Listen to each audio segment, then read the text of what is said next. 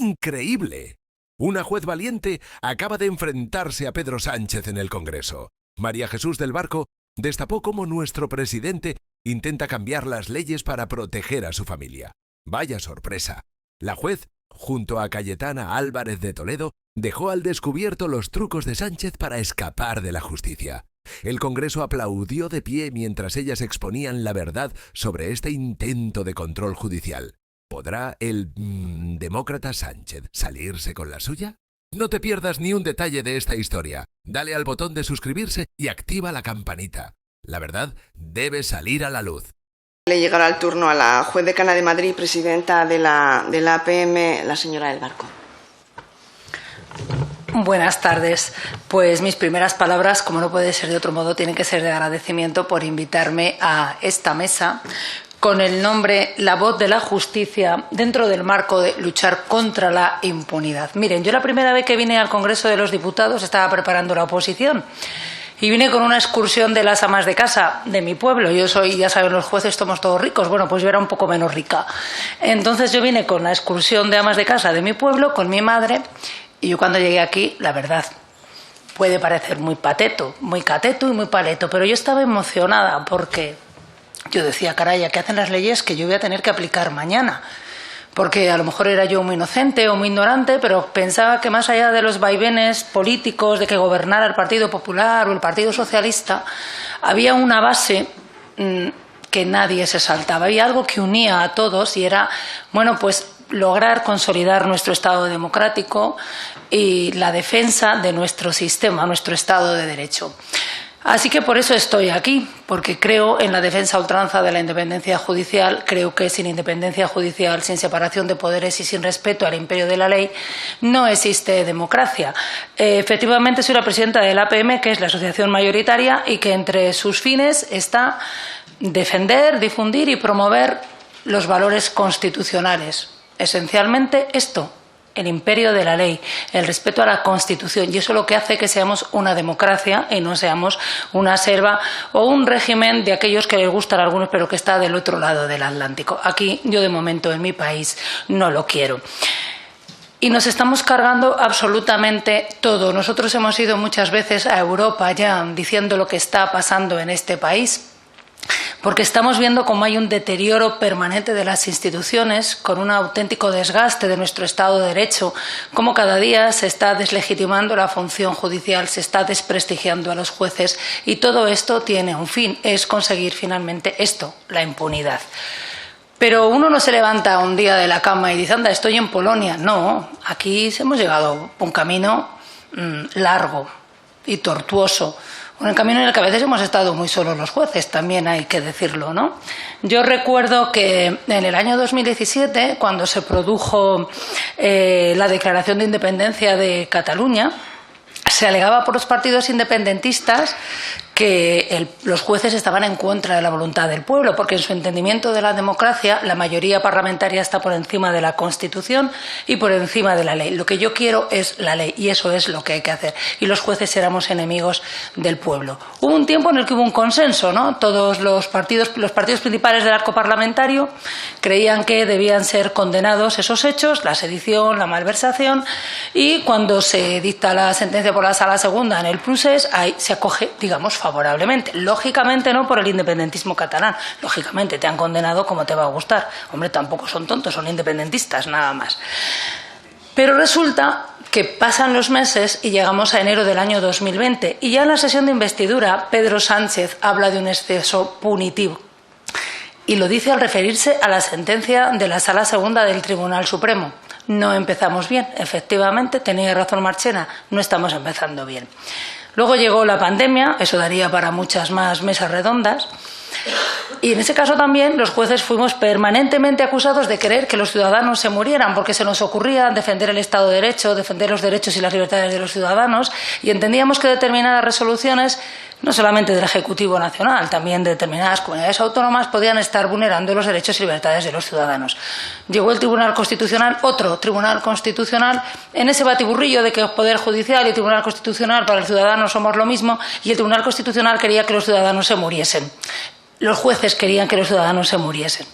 Por tanto, los jueces seguimos siendo malos. Luego llegó la ley del sí es sí. nos faltaba ya, los jueces machistas, porque por más que se advirtió en informes que se emitieron por el Consejo Fiscal, por el Consejo General del Poder Judicial y por los jueces, cuando nos preguntaban, decíamos que esa ley iba a tener unos efectos nefastos. ¿Por qué? Porque iba a suponer la revisión de las condenas y, en la mayoría de los casos, la rebaja de las penas. Y por eso hemos visto a agresores sexuales y a violadores pasearse por la calle. Cuando esto sucedió, los jueces machistas, fascistas con toga, franquistas con toga, éramos lo de siempre. Yo recuerdo que Pedro Sánchez dijo que eso la Sala Segunda lo iba a arreglar. Ahí tuvo que reconocer la ayuda inestimable de la Fiscalía General del Estado, que dictó una circular para decir que los jueces estábamos interpretando mal una disposición transitoria que, por cierto, no existía. Pero luego llegó la Sala Segunda del Tribunal Supremo y parece que no estaban tan equivocados el resto de los jueces de la trinchera en la revisión de las penas. Ya era lo que nos faltaba, seguíamos siendo, lógicamente, machistas. Pero la aritmética parlamentaria, que es la que manda, las matemáticas son así. Al final yo me fui a letras por eso, porque nunca traen nada bueno.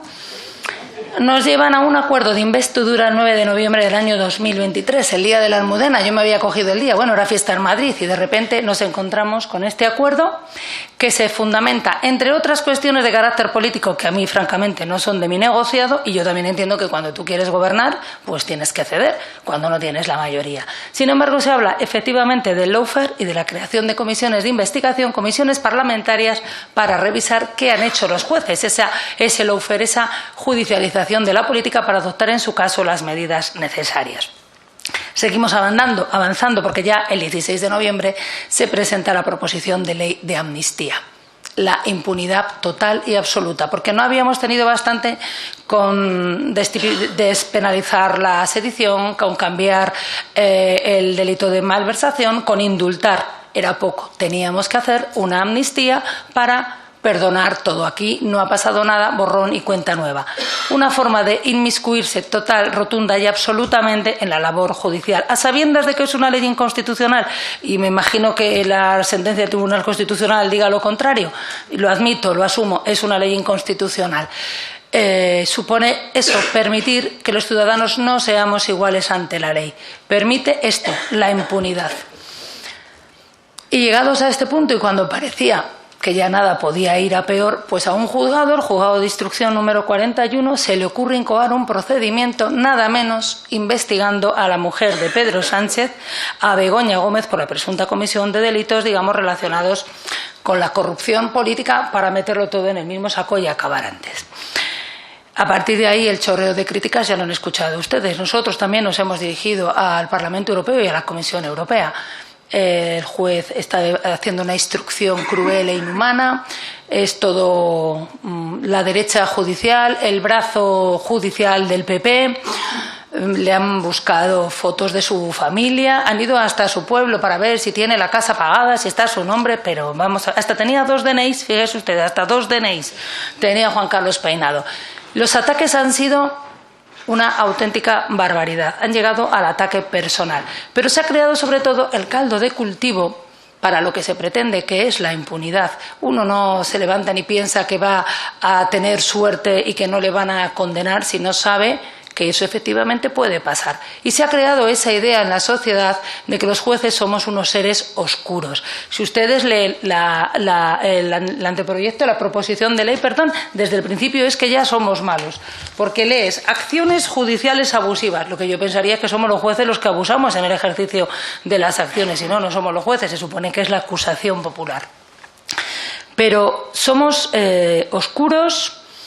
Además, nos dedicamos a maltratar a colectivos vulnerables, porque esto es para proteger a esos colectivos vulnerables. Somos tan tontos que además cualquier noticia de prensa incoamos ya un procedimiento, aunque no tenga mayor sustento, y además nos tienen que poner una mordaza, porque para eso hay que reformar el artículo 219 de la Ley Orgánica del Poder Judicial, incluyendo una nueva causa de abstención y de recusación. Mire, voy a empezar por esto último, porque esto enlaza con un anteproyecto que se aprobó en el Consejo de Ministros el día 21 de enero y que avanza más en ese paso permanente de atacar a los jueces y de atacar uno de los pocos mecanismos que tenemos los jueces de expresarnos, que es a través de las asociaciones judiciales. Se habla incluso de entrar el Congreso de los Diputados y el Senado en la configuración y en la constitución de los miembros de la Comisión de Ética Judicial. Un órgano que es autónomo del Consejo General del Poder Judicial y que únicamente elegimos los jueces. Y cuando llevamos décadas pidiendo que la elección de los vocales judiciales se haga únicamente por el Congreso y el Senado para evitar cualquier duda de la politización del órgano y que nadie pueda sospechar, ahora queremos entrar en la Comisión de Ética Judicial. Únanme la Comisión de Ética Judicial con la modificación de las causas de abstención y de recusación y retroténganse ustedes al año 2023 cuando cuando ya conocemos el acuerdo de investidura, cuando se habla del UFER, de las comisiones de investigación y las diferentes salas de gobierno de los tribunales superiores de justicia de este país emiten un comunicado contrario al lawfare y contrario a las comisiones de investigación. Y cuando se hacen concentraciones convocadas por los jueces decanos en casi todos los partidos judiciales donde los jueces se manifiestan en la puerta. Pues mire, como esto molestaba, lógicamente, porque lo que se trata es de evitar que nadie cuestione lo que yo hago porque hay que anular al disidente, se plantearon cuestiones ante la Comisión de Ética Judicial para que nos dijeran a los jueces que no podíamos salir a manifestarnos. Pero, sin embargo, efectivamente, como decía Jorge, tenemos libertad de expresión, pero además es que estamos obligados a defender el Estado de Derecho y la independencia judicial. Y eso es lo que estaban haciendo. Pero como nada ocurre por casualidad, yo recuerdo en un encuentro en el Colegio de Abogados de Madrid, donde estaba María Jesús Moro en representación del Partido Popular, que hubo una mesa redonda donde estaban todos los representantes de los grupos parlamentarios en la Comisión de Justicia y estaba el Grupo Sumar, Enrique Santiago creo que se llama. Lo que primero contó, lo que le pareció lo peor de lo peor, aparte de la actitud del Colegio de Abogados, que cómo se le ocurre personarse en estas cosas, fue que los jueces nos plantáramos en la puerta de los juzgados defendiendo el Estado de Derecho. Todo obedece a un plan. Aquí nadie da puntadas sin hilo. Hemos tenido demasiadas ramas, demasiados árboles que no nos han permitido ver el bosque, pero tenemos que ver que aquí hay algo, y hay algo muy gordo. Y mire, yo a veces siento no ser Polonia, y lo digo en el sentido de que esto provocara la intervención de Europa. España sigue siendo un país fuerte que en Europa importa además por determinados intereses económicos. Y eso es, me temo, lo que hace que no se produzca una intervención en la defensa de nuestro Estado de Derecho y de nuestra democracia. Y les decía que esta proposición de ley se entra como una proposición de ley orgánica. Antes decías, Jorge, que hay que dar prioridad a los proyectos de ley. Bueno, yo recuerdo que el día que se presentó la proposición de ley, Patxi López dijo que a ver si no iba a poder hacer el legislativo lo que quisiera y presentar las proposiciones. A mí me explicaron en mi casa de pequeña que había cosas que se podían hacer, pero que no convenía hacerlas. Y cuando tú presentas una proposición de ley en una materia trascendental, como es regular el ejercicio de la acusación popular, como es anular o suprimir un delito del Código Penal, y como es cercenar la libertad de expresión de los jueces, tienes que presentar un proyecto de ley. Porque con una proposición de ley consigues el efecto pretendido, lógicamente. No tengo los informes preceptivos del Consejo General del Poder Judicial, ni del Consejo Fiscal, ni del Consejo de Estado. Por tanto, tengo manga ancha, puedo hacer, o creo que puedo hacer, lo que quiera. Pero es que además cercena, a medida que vamos leyendo su articulado, la propia acusación popular la deja sin efecto. Al final el acusador popular va a poner dinero, a pagar la fiesta, entre comillas, ir a un juzgado no es ninguna fiesta, pero se puede personar, deja del dinero de la fianza, pero allí es un convidado de piedra, no se entera de nada de lo que ha pasado en el procedimiento. Y cuando acaba el juez le dice, mira, o archivo o pea, y el pobre dice, ¿yo para qué he venido aquí? Y no vamos a negar nadie, y los que están ustedes aquí son conscientes de ello, que se ha hecho un uso abusivo de la acusación popular. Mire, yo recuerdo cuando al principio empezábamos a ver a los ayuntamientos y comunidades autónomas ejerciendo la acusación popular, que yo decía con todo el respeto, pero ¿qué pintan aquí? Si no son ciudadanos, que yo ya sé que hay estatutos de autonomía que reconocen esa facultad, pero hasta donde yo sé, la Constitución sigue diciendo que las leyes procesales son competencia exclusiva del Estado, no de los estatutos de autonomía. Lo que pasa es que cuando las cosas no se recurren, pues ahí quedan y luego nos encontramos con esto. Y claro que hay que restringirla, pero restringir es una cosa, suprimir y anular otra.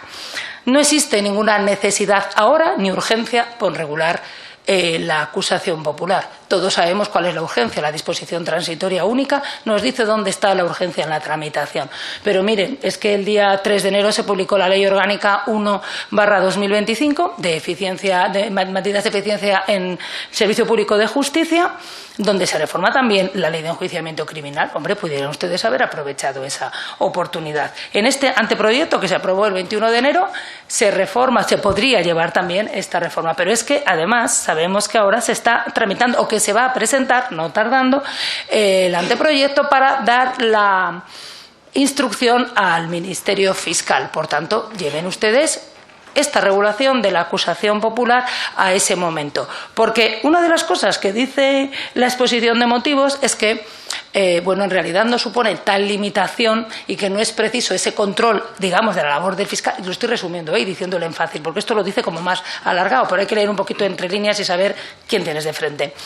Y viene a decir, bueno, como total el fiscal tiene unas amplias facultades de instrucción, pues no pasa nada, porque aunque el juez tiene facultades, pues ya se encargará el juez de investigar hasta el final. Mire, y cuando dentro de un año nos encontremos con la reforma de la ley de enjuiciamiento criminal y con que sea el fiscal el que instruye, ¿alguien tiene alguna duda de cuáles son los asuntos que se van a instruir en este país y los que no se van a instruir? ¿Y alguien tiene alguna duda de en qué procedimientos va a existir una acusación popular y en cuáles no?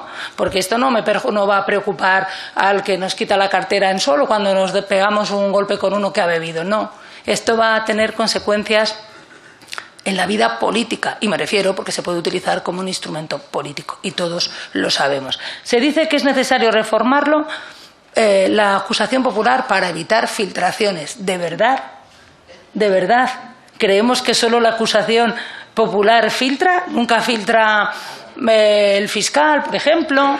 Se me ocurre, por poner un ejemplo, la acusación particular o cualquiera incluso el propio acusado. En muchas ocasiones se filtra como un instrumento, como un arma de presión para sacarlo en los medios. Eso es evidente, que yo no digo que haya que filtrar, porque creo que las filtraciones deben perseguirse, pero que esta no sea la excusa. No pensemos que solo la acusación popular es la que filtra, porque no nos hemos caído de ningún guindo. Se dice que es necesario regular y restringir la acusación popular porque hay que proteger también el derecho al honor y los derechos fundamentales. Mire, cuando se publica una noticia que es falsa, pues tenemos el derecho de rectificación, y cuando se atenta contra nuestro honor tenemos la querella por injurias y calumnias. Por tanto, mecanismos legales hay. La finalidad de este texto, como ustedes ya lo saben y son todos muy inteligentes, por eso están aquí legislando, pues como la conocen todos, yo no se la tengo que decir. Y por lo mismo, esta proposición de ley no tendría que salir. No se pueden hacer leyes a medida de nadie, ni para beneficiar ni para perjudicar. Las leyes no pueden tener nombres y apellidos, porque entonces no buscan el interés general.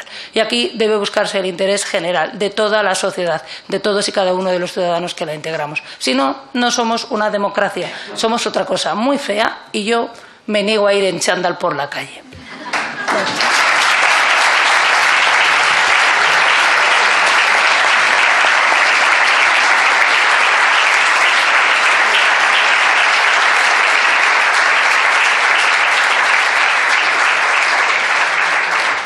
Parece que tenemos una pregunta por aquí que Cayetana quería preguntar.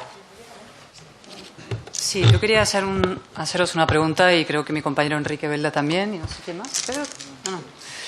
Yo es que no puedo evitarlo teniendo expertos aquí delante, ¿no? O sea, yo os oigo debatir con toda buena fe sobre posibles reformas y mejoras, ¿no?, de la figura de la acusación popular y del proceso penal. Pero vuelvo a la pregunta que hacía Ignacio al final de su intervención, ¿no? Yo no encuentro tanto el para qué, pero sí veo muy bien el para quién, ¿no? Es decir, aquí la buena fe brilla por su ausencia. Es decir, claramente esta es una proposición de ley orientada a un objetivo concreto, que es la impunidad de determinadas personas, y la confesión pública es la disposición transitoria que, en fin, tiene todas las huellas dactilares puestas, ¿no? Están todos los nombres y apellidos. Igual que la ley de amnistía tenía nombres y apellidos, esta ley tiene nombres y apellidos, ¿no? Pero hay una segunda parte muy evidente, creo, en la proposición, que todavía no habéis tratado, y quiero preguntaros por eso, ¿no?, que es este tufo de criminalización de los jueces y de la justicia. Es decir, esa idea de que enjuician llevados por sesgos políticos y en base a recortes de prensa, ¿no?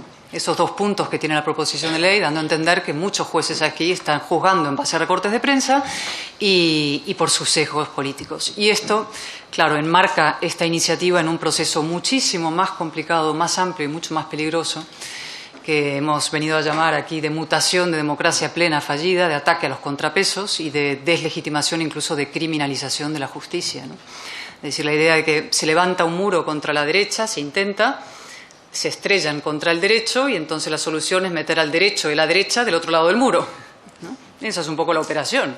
Levanto un muro a la derecha, me estrello contra el derecho porque no funciona, entonces todos son del otro lado, o fascistas con toga, ultras, etcétera, jaurías ultras, ¿no? Y eso me parece hondamente preocupante, me parece lo que está detrás de esta ley y que va mucho más allá de esta ley, que engloba muchos otros elementos. Aquí María Jesús, experta en temas de justicia, quien nos lleva, en fin, todas las otras iniciativas sobre, en fin, el cambio en los procedimientos de selección de jueces, etcétera, etcétera, ¿no?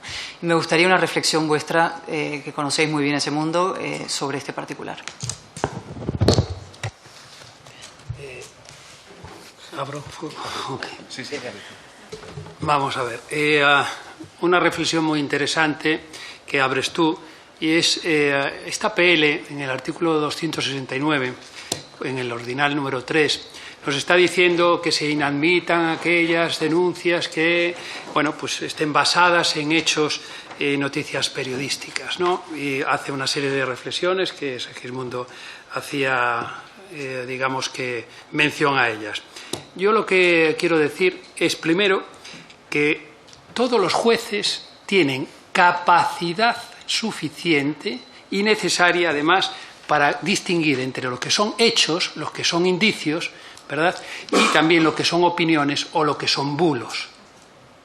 Y además es que yo les voy a decir otra cosa. Para mí es una incoherencia dentro de esta PL, ¿verdad?, atribuirle una pericia al juez para decidir sobre la legitimación de una acusación popular y, en cambio, decir que no es apto para iniciar un determinado proceso. Esto es una reflexión que yo dejo ahí abriendo, bueno, pues el melón que acaba de abrir Cayetana. Y después, simplemente 2 cuestiones. El 308 de la Ley de Enjuiciamiento Criminal es claro al respecto, ¿vale? Claro que se pueden iniciar y además tenemos la obligación de denunciar los hechos que pueden ser constitutivos de delito.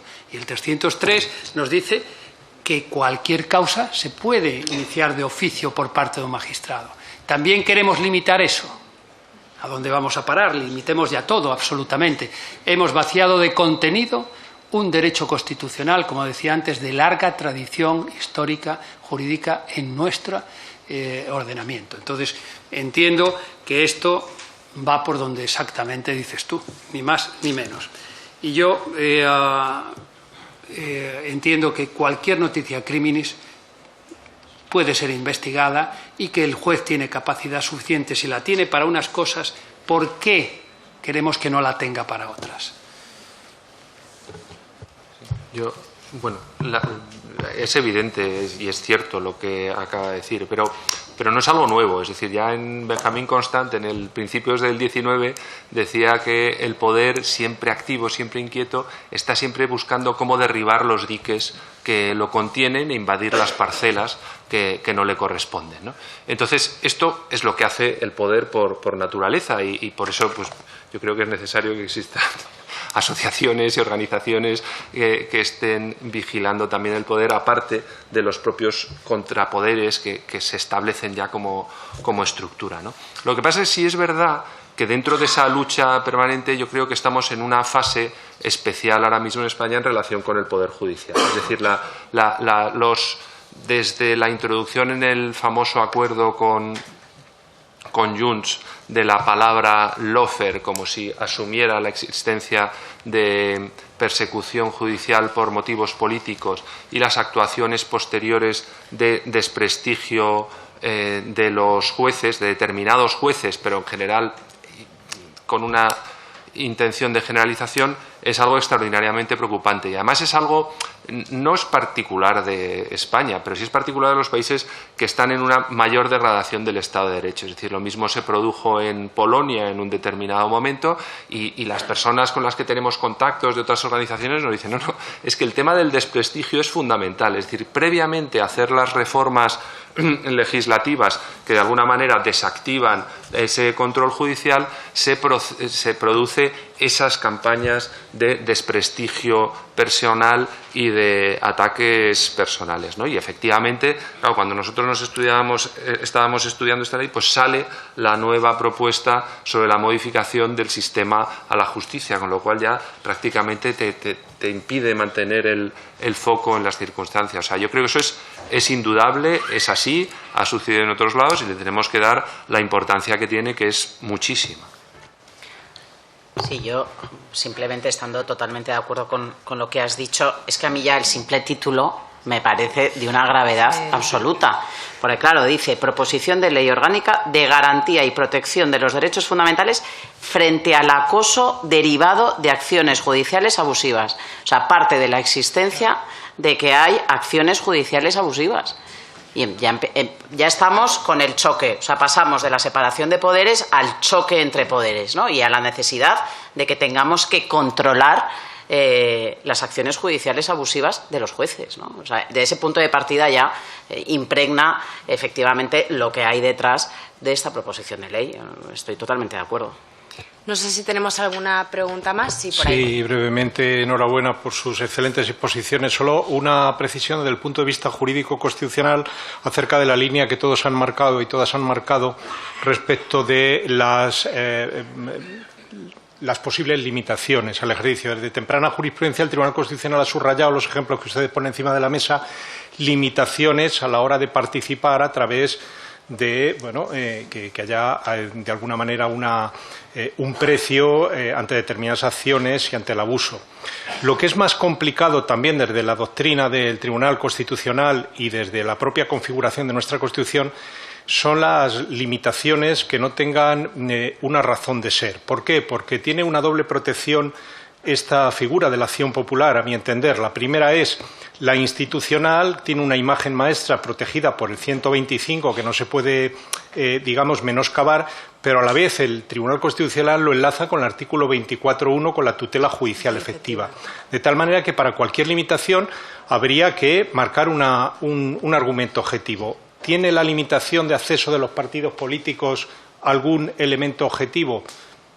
Tendría que probarlo la iniciativa que se somete a nuestra consideración. En principio no se adivina, no solo por comparación con otros sujetos constitucionales como las asociaciones, sino también por lo que supone de encanallamiento hacia las personas que estamos en un partido político, hacia los propios partidos políticos que son claves en el sistema. Por tanto, no hay, de momento, nadie ha puesto encima de la mesa algo más que la presunción de que van a actuar partidistamente los partidos, pero son un elemento clave de nuestra sociedad. Pues muchas gracias a nuestros 4 ponentes, Ignacio, Carmen, Ricardo, Segismundo. Muchas gracias a todos por su asistencia y damos por concluido el acto. Buenas tardes.